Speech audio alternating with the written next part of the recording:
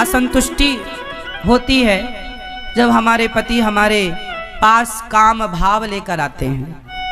हमारा मन बेचैन हो जाता है कि हमारे हृदय में जो कृष्ण हैं पता नहीं वो निकलकर बाहर ना चले जाएं। ऐसा उस बहन ने मेरे से सवाल किया कि जब पति काम भाव से अपनी पत्नी के पास आता है तो पत्नी को अच्छा नहीं लगता, क्योंकि पत्नी के अंदर भगवत भक्ति जाग गई है, प्रेम जाग गया है। ये सवाल आप में से बहुत लोगों का भी हो सकता है, बहुत पुरुषों का भी हो सकता है, बहुत स्त्रियों का भी हो सकता है, पर चूंकि सवाल बड़ा अटपटा है तो लोगों को पूछने में भी संकोच होता है, इसलिए हम आपको इसका समाधान देते हैं। मैंने उनको ये बात समझाई, बता दिया उनको। शायद यहाँ बैठी हो तो वो, चूंकि ऐसे प्रश्न सवाल माइक में तो वो कर नहीं सकती थी, पर सवाल तो सवाल है, तो हमने उत्तर सोचा कि चलो इस बहाने आपको उत्तर दे दें। प्रश्न समझ में आ गया? अब उत्तर सुनो।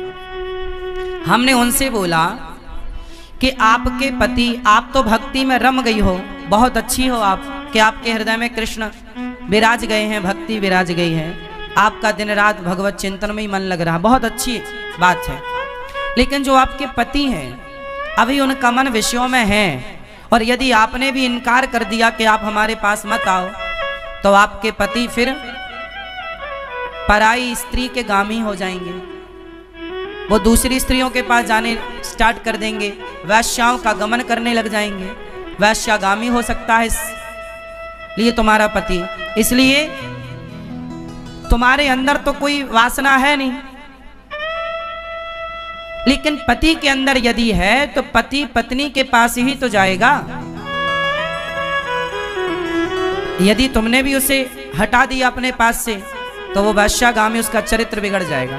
इसलिए तुम्हारा धर्म है। मीराबाई के साथ भी यही था, बिल्कुल सेम। मीरा का विवाह बचपन में कृष्ण से हो गया था, मान लिया था उन्होंने पति कि मेरे तो पति गिरधर गोपाल हैं, लेकिन फिर भी उनके माँ बाप ने जबरदस्ती उनका विवाह भोजराज से कर दिया, जो राणा के बेटे हैं। तो भोजराज राणा के साथ उनका विवाह हुआ। जब उनकी पहली रात आई मिलन की, मीराबाई को बिठाया गया एक कमरे में, सिर्फ दीपक का प्रकाश था, और जो कि रिवाज है घूंघट डाल के मीराबाई को बिठाया गया। तभी रात्रि को, पहली रात्रि पहला मिलन जब भोजराज आए तो मीरा ने अपना दुपट्टा, अपना मुंह खोलते हुए भोजराज से कहा कि ये दुनिया कहती है कि आप मेरे पति हैं, कि ये दुनिया कहती है कि आप मेरे पति हैं, पर मेरी अंतरात्मा तो कहती है कि मेरे पति केवल कृष्ण हैं।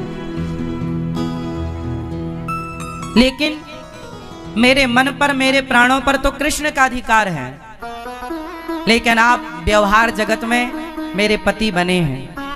सारी दुनिया तो यही मानती है कि आप मेरे पति हैं, कृष्ण मेरे पति हैं, ये तो केवल मैं जानती हूं।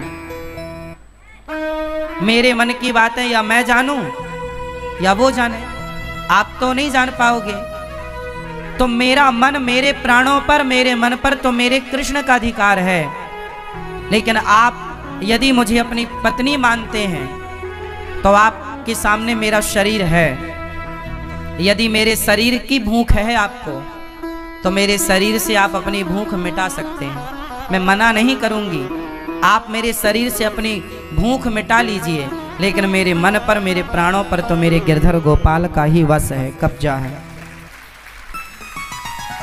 तो इस बात से यह सिद्ध होता है कि यदि आपका पति कामुक है तो फिर आपका धर्म है कि आप अपने पति को भी धीरे धीरे सत्संग से जोड़ें, कथाओं से जोड़ें, धीरे धीरे उसके मन को भी बदलें और उसका साथ दें।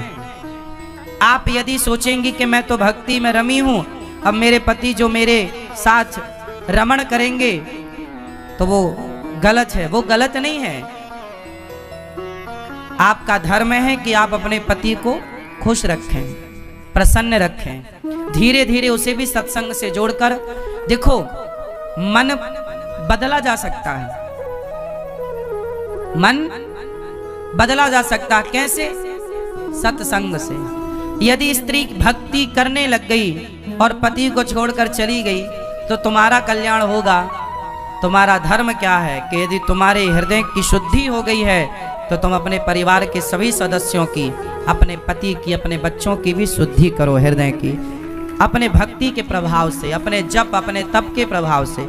यदि आप केवल भक्ति करने लग गई और भाग गई घर से कि अब जी तो मैं तो वृंदावन रहूंगी, मैं तो घर में नहीं रहूंगी, तो ये तो भागना हो जाएगा, ये तो रण छोड़ के भागना हो जाएगा। फिर आपका धाम में आकर के वास करना, अपने पति को छोड़कर, अपने बच्चों को छोड़कर, ये आपका धर्म नहीं है। धर्म तो ये है कि पति और बच्चों के साथ रहकर जो प्रेम आपके भीतर जागा है वही प्रेम पति और पुत्र के भीतर जागा कर उनका भी कल्याण कीजिए और उनका साथ दीजिए। और ये पति पत्नी का अधिकार होता है एक दूसरे के लिए। उस अधिकार से ना पत्नी वंचित करे पति को, ना पति वंचित करे पत्नी को। पति पत्नी दोनों आप खुश हैं, ये बहुत अच्छी बात है।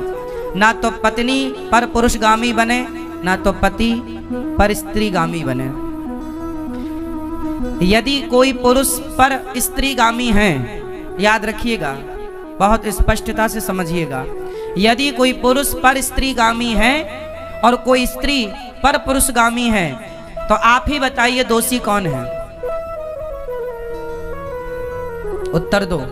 यदि आपका पति पर स्त्रीगामी है, मीन्स पर स्त्री के पास रहता है, तो इसका जिम्मेदार कौन है? कौन? कौन? यदि पति पर पुरुषगामी है, पर स्त्रीगामी है, तो जिम्मेदार कौन है? और स्त्री यदि पर पुरुषगामी होगी तो जिम्मेदार कौन है? पति पत्नी ही जिम्मेदार है। इसलिए गृहस्थ जीवन में पत्नी का धर्म है। पत्नी को मोहिनी कहा जाता है। पत्नी को क्या बोला जाता है? भगवान नारायण ने 24 अवतारों में एक अवतार कौन सा लिया? मोहिनी अवतार। स्त्री, इसलिए हमारे भारत में श्रृंगार होता है। श्रृंगार किसका होता है? स्त्री का होता है, पुरुष का नहीं होता। स्त्री का ही श्रृंगार क्यों होता है? पुरुष का क्यों नहीं होता? 16 श्रृंगार स्त्री का है तो 8 संस्कार पुरुष को भी होते कि भाई तू भी कुछ लिपस्टिक लगा, तू भी कुछ तो कर। सारा श्रृंगार का स्त्रियों के पास है पूरा कार्य। पायल भी वही पहने, चूड़ी भी वही पहने, मंगलसूत्र भी वही पहने, बिछिया भी वही पहने, बिंदिया भी वही पहने, मांग भी वही भरे, काजल भी वही लगाएं। पुरुष के पास श्रृंगार नहीं है कुछ भी। हाँ या ना? बताओ, स्त्रियों को श्रृंगार क्यों दिया गया? ताकि स्त्रियां उस श्रृंगार से सुंदर दिखें और उस सुंदरता से वो केवल अपने पति को रिझाएं, सिर्फ अपने पति को रिझाएं। मोहिनी है ना, पति को इतना मोहित करो अपने पति को कि आपका पति पर स्त्रीगामी ना बनने पावे। यदि तुम्हारा पति पर स्त्रीगामी बन गया तो तुमने ठीक से श्रृंगार नहीं किया। लेकिन आजकल श्रृंगार होता तो है जमाने के लिए, पति के लिए तो कुछ नहीं है। इसलिए पड़ोसन को रोज, इसलिए जेठालाल दया को नहीं बबीता को ज्यादा देखता है।